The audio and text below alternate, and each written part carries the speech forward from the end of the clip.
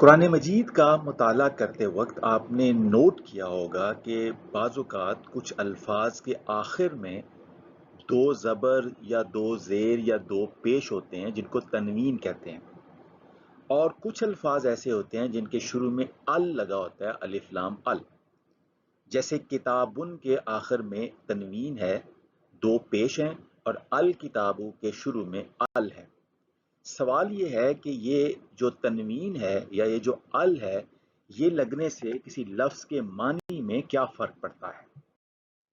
سب سے پہلے یہ نوٹ کر لیں کہ قرآن مجید پڑھتے وقت اگر کسی بھی لفظ کے آخر میں تنوین یعنی دو زبر، دو زیر یا دو پیش آئیں، یا کسی لفظ کے شروع میں ال آ جائے تو وہ لفظ لازمی اسم ہوگا، وہ فعل یا حرف نہیں ہوگا، یعنی نون ہوگا، وہ ورب نہیں ہوگا اور پارٹیکل نہیں ہوگا، کیونکہ یہ جو تنوین ہے یا ال ہے یہ اسم کی دو بڑی نشانیاں ہیں۔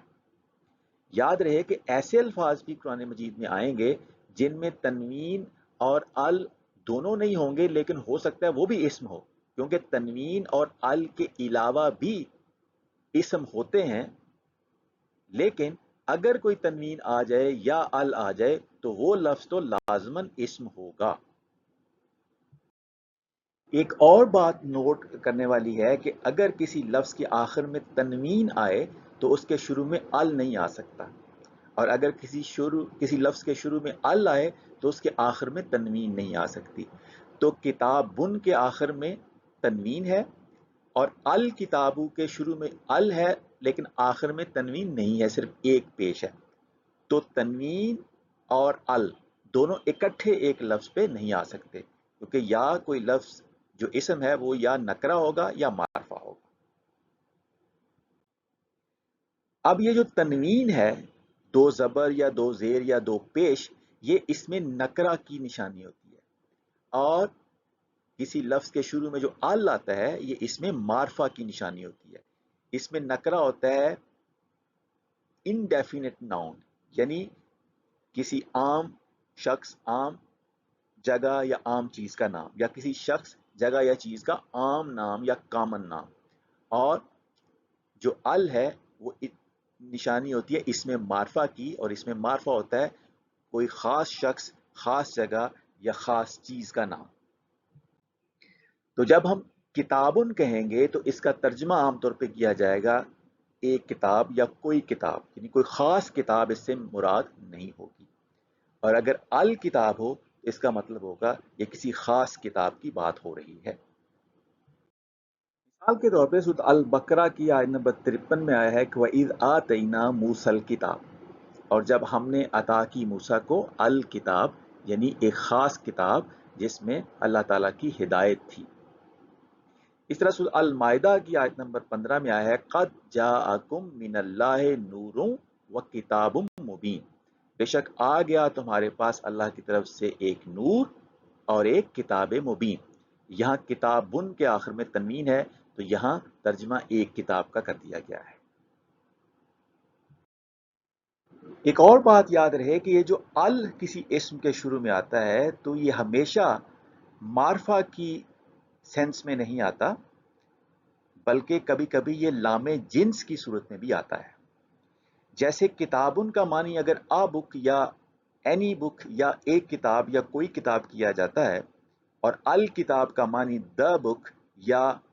کوئی خاص کتاب کیا جاتا ہے، تو اس کو ہم کہتے ہیں الکتاب والے ال کو لام تعریف، یا وہ ال جو ایک نکرہ کو معرفہ بنا رہا ہے۔ لیکن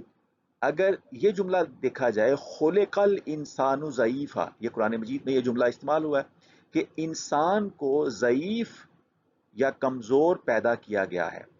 یہاں جو ال انسانوں سے پہلے ال ہے یہ کسی خاص انسان کی بات نہیں ہو رہی، بلکہ انسانوں کی ایز اے جنس یا ایز اے اسپیشیز بات ہو رہی ہے۔ تو یہ جو ال ہے اس کو کہتے ہیں لام جنس۔ تو ال جو ہے یہ دو طرح کا ہو گیا ان مثالوں میں، ایک ہو گیا ال وہ جو نکرہ کو معرفہ بنا رہا ہے، اور ایک ال وہ جو کہ پوری کی پوری سپیشیز کو ظاہر کر رہا ہے، اس کی ترجمانی کر رہا ہے۔ خلق الانسان ضعیفا، لہٰذا جب ہم सूरत फातिहा शुरू करते हैं तो उसमें आता है अल्हम्दुलिल्लाह रब्बिल आलमीन। तो यहाँ अल का तर्जमा खास हमद नहीं किया जाता, बल्कि किया जाता है तमाम हमद या हर तरह की हमद या सब तारीफें अल्लाह के लिए हैं जो तमाम जहानों का रब है। तो बात ये वाज़ेह हो गई कि अल का एक काम तो ये होता है कि वो नकरा इसम को मारफा बना दे, जिसे लामे तारीफ कहते हैं, जैसे किताबुन से अल किताब। लेकिन अल का एक और फंक्शन भी होता है, कभी कभी ये अल जो है वो लामे तारीफ की बजाय लामे जिन्स के तौर पे इस्तेमाल होता है, और जिस इसम से पहले वो लगता है उसकी पूरी जिन्स या स्पीशीज की तर्जुमानी करता है। यहाँ अल हमदो के शुरू में जो अल है, ये टोटलिटी ऑफ हमद या totality of all characteristics of हमद, यानी हर तरह की हमद और हमद की तमाम किस्में, उसकी नुमाइंदगी ये अल कर रहा है कि हर तरह की हमद और हर हमद या तमाम तारीफें अल्लाह ही के लिए हैं। या खुलिकल इंसान ज़ईफ़ा, कि इंसान जो है वो एज ए स्पीशीज ज़ईफ़ या कमज़ोर बनाया गया है।